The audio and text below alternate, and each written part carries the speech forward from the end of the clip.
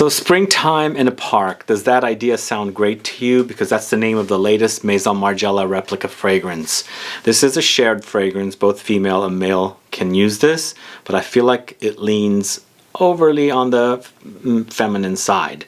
But I'm going to tell you all about this so that you can find out about it and see if you might want to check it out, because it is after all spring and I'm really craving to be in a park right now. Anyway, find out all about springtime in the park coming right up.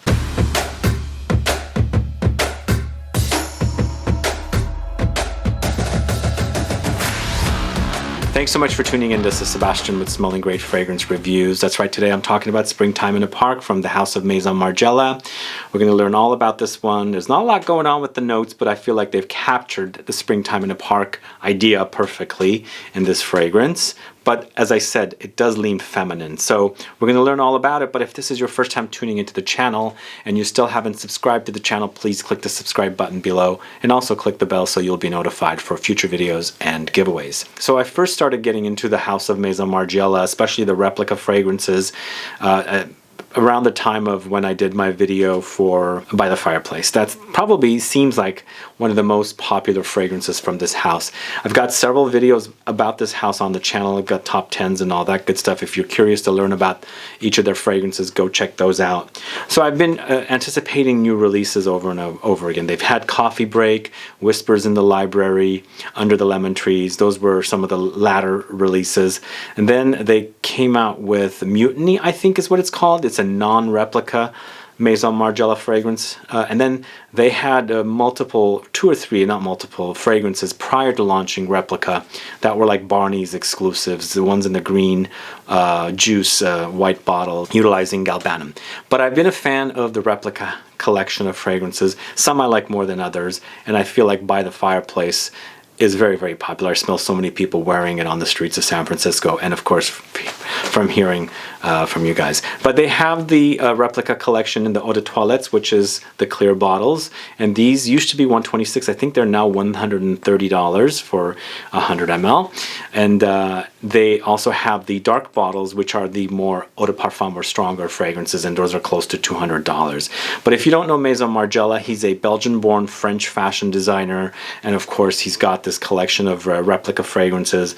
I like the bottles because my parents were clothing designers, and they used to have the stuff that you'd spray the clothes with to kind of iron, and these things do remind me of that. So I feel like they've captured the idea here, especially since Maison Margiela is a fashion designer and does clothing and things like that. But Springtime in a Park is a 2019 launch. I think it came out at the very end of 2019. It's just making its way around here within the last month or so, and I've been testing it out here and there, and I enjoy the fragrance. And even though it says a shared fragrance, both female and male, I feel like this one's leaning feminine. So it's a 2019 launch. It's considered a fruity floral fragrance. Perfumer is Jacques Cavallier. Once again, I think Coffee Break was also Jacques Cavallier. And I thought Jacques Cavallier was the exclusive perfumer for Louis Vuitton fragrances, because he's created every single Louis Vuitton fragrance. But now I see that he's releasing fragrances for Maison Margiela. This is the second one I've seen his name on, and he's done a great job. It kind of reminds me of some of the fruity, I guess floral-y kind of fragrances that he did for Louis Vuitton. But I feel like these, you can tell that this one doesn't have I don't know, I don't want to say that these smell bad, because they don't, but sometimes you can tell that they use like very high quality ingredients versus not so high quality ingredients. And you can tell smelling this versus smelling some of the Louis Vuitton fragrances, you can tell them apart, that not the highest quality ingredients went into the making of this one. Anyway, Jacques Cavallier is a perfumer. Eau De Toilette is the concentration. And for notes here, they have Pear, Lily of the Valley, and Musk. So just 3 notes are being credited here. It is a very pear fragrance. And in the past, I've mentioned that it's not one of my favorite fruity notes, or notes in general in fragrances. And I feel like pears, apples are sort of similar fruit-wise. They're crunchy and they're juicy and you can eat them, but as fragrances wise, both have very different smells. Apples have a more distinct smell. Pears to me are more subdued and not so screaming as far as the smell goes. And exactly that's what you get with this. It's a fruity note, of course, but it's got this subdued quality to it. And it's not as strong as like pineapple. It's not as strong as like plums. It's not as strong as strawberries. So it almost kind of like tones down everything. So what it's doing with the Pear is doing with the Lily of the Valley here, because Lily of the Valley I feel like is a very, very feminine note. I rarely see it in a fragrance that's for men. I do love the smell of Lily of the Valley, especially off the stem, and I feel like there's a great note for a flower as a smell, but rarely do I see it on a fragrance that's targeted to men. But unisex, I do see them here and there. And here, it's toned down the floralcy of the Lily of the Valley, but still, you're still getting a lot of flower here. It is very, very floral, but it's not like if you know a fragrance called Diorissimo from the house of Dior, it's a Lily of the Valley bomb. It's like in your face Lily of the Valley. It's not that here, because as I said, that Pear note has a quality to it that tones everything down, because there's not a lot of smells to it. It's kind of neutral kind of a smell. It's light. I can compare it to something like magnolia.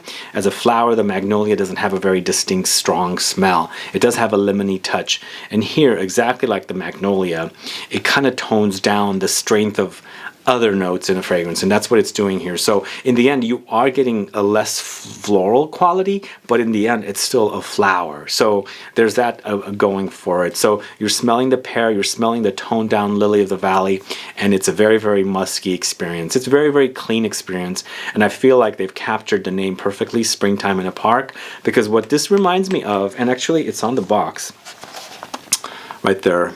It's almost like a plum blossoms. But what this reminds me of really is when I was young, and I still do it sometimes, when I don't play in the parks, but when I was young I used to play in the parks, and I'd always see plum trees blooming in the spring. They're beautiful pinkish whitish flowers, pinkish whitish color here. Those were blooming, and the smell is just gorgeous.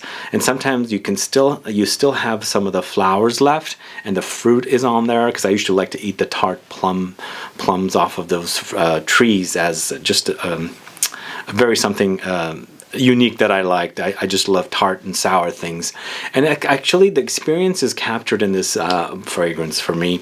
It's almost like you've got the plum blossoms, and of course you can see the coloring is similar to the plum blossoms, and then you've got the tartness and the sourness of those tart plums that are not ripened and sweetened and juicy. Now there are sweet touches here, but I feel like it's contrasted with the tartness, because it's like a balance of sweet and tart at the same time.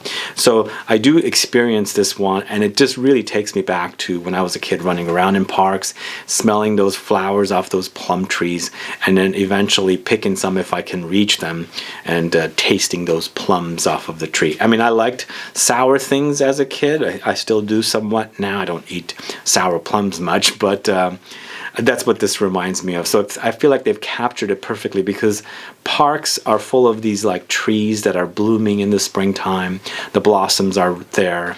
The fragrant, it's fragrant, and they've like fragrance that little area where the tree is, and when you walk by there you smell it, and it's just like a spring. It's like in the air, and I feel like that they've captured this. One other thing I want to mention about this, there's a lot of greenish about it. There's a green touch about it, so it feels like it really does remind me of those plums, because when I eat those plums that are not so ripe, there is a green tart quality about them. So there's that uniqueness with this fragrance as well. And not necessarily unique, I feel like there's just capturing that park experience in the springtime.